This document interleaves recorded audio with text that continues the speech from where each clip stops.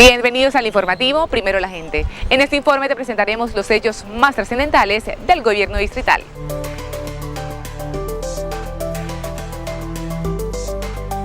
En acciones articuladas entre el gobierno de Primero la Gente y la Policía Nacional fueron capturados 28 personas presuntamente por microtráfico. El alcalde de Cartagena anunció más operativos en la ciudad y la prohibición del consumo de alcohol en la Plaza de los Coches. De la Consejo de Seguridad, con Fiscalía, con la Policía Nacional, la Alcaldía Mayor de la Ciudad de Cartagena en cabeza, hemos podido lograr la captura de 28 individuos que se dedicaban a esto en el sector turístico de Cartagena, incluyendo centro histórico, plaza del centro histórico, el Laguito y playas de Boca Grande. Se logra incautar 2.600 dosis, las cuales ya estaban listas para ser comercializadas. Este trabajo que se hace es directamente a los expendedores que están en la calle. Gracias a estas acciones con la Policía Nacional hemos podido evidenciar cómo se hacía la acción.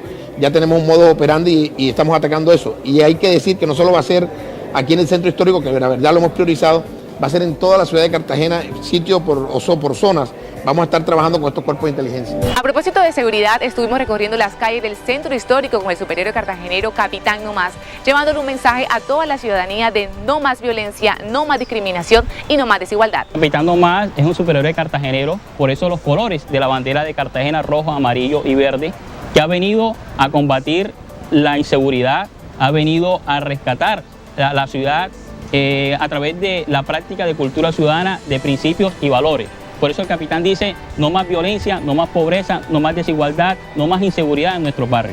Gran acogida y aceptación ha generado el programa de identificación gratuita, adelantado por el Plan de Emergencia Social Pedro Romero y la Registraduría Nacional en la población en situación de vulnerabilidad de la ciudad. Hasta la fecha se han expedido más de 1.400 documentos en los diferentes barrios y sectores que se han visitado hasta el momento. Esta jornada, que está desplazado por toda la ciudad, se extenderá hasta el 1 de noviembre para satisfacer las necesidades de la población que atiende el llamado y llega hasta los lugares diariamente a tramitar sus documentos. El alcalde Manolo Duque, a través del Instituto de Patrimonio y Cultura, informó que inició la diligencia de demolición y desmonte del establecimiento Ibiza Lounge del centro histórico.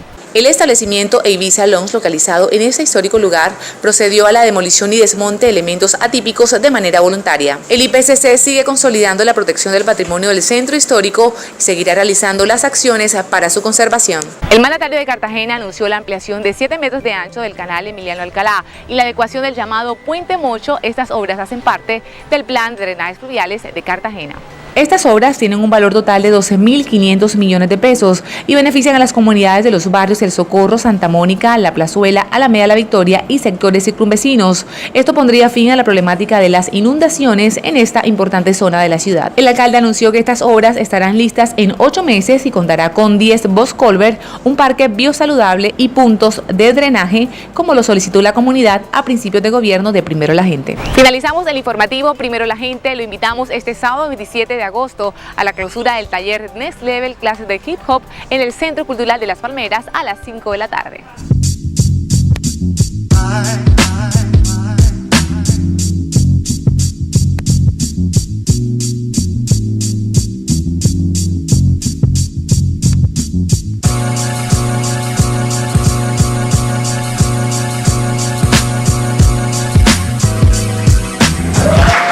Y no olviden seguirnos en nuestras redes sociales y suscribirse en nuestro canal de YouTube. Hasta la próxima.